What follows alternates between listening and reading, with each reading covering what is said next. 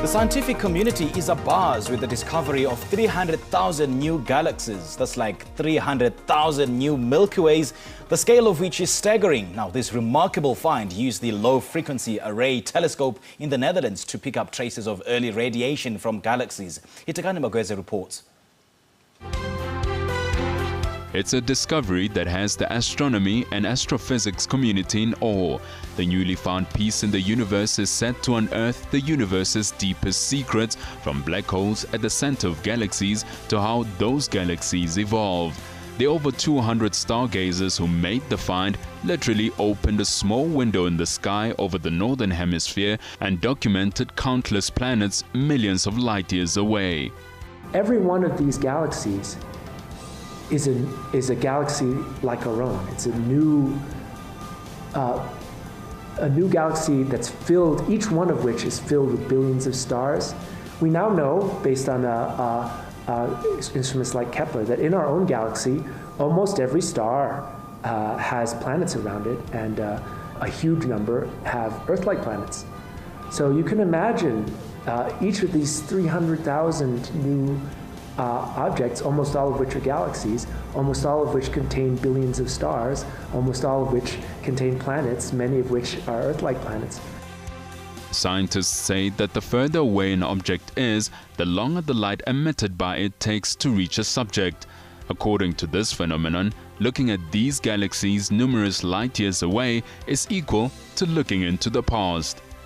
We're looking deep into the past, right? We're looking billions of years into the past and seeing these galaxies as they were at that time, right? And that tells us about the history of our own galaxy and our own local galaxy cluster billions of years ago as well. So we look at the scale of the universe, and we can look at the history of the universe. And the history of the universe is our history, the history of our galaxy. Young astronomers are excited at the find. It has opened like a new way of us trying to understand how these galaxies and how certain objects in space came about, like for instance like the black holes, and how galaxies and matter has formed the black hole. With the universe expanding daily, the age-old question surfaces. With billions, if not trillions of planets out there, can life really exist only on Earth? Are we alone in a cosmos so vast and seemingly endless? The current technology has allowed us to confirm the existence of other hundreds of thousands Earth-like planets in the universe. It has also brought humanity a step closer to confirming life on these planets, or aka aliens. Scientists believe there's reason to consider life in other planets. We know that as a planet, as a solar system, we're not alone. We now know that.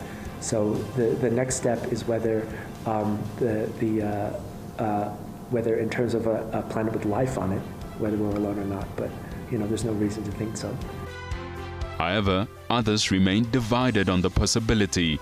I want to know the exact reason why, but I just learned about planets, and the only planet that has life is planet Earth.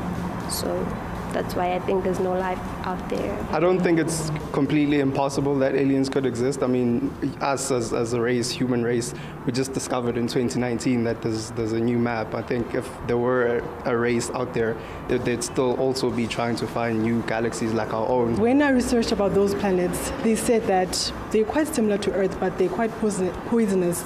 So it wouldn't be possible for life to exist there. So no, I don't think there is life there. While this find is monumental, it only maps just 2% of the sky. In the meantime, clusters of radio telescopes will continuously scan the measureless sky, because who knows when a star will be born.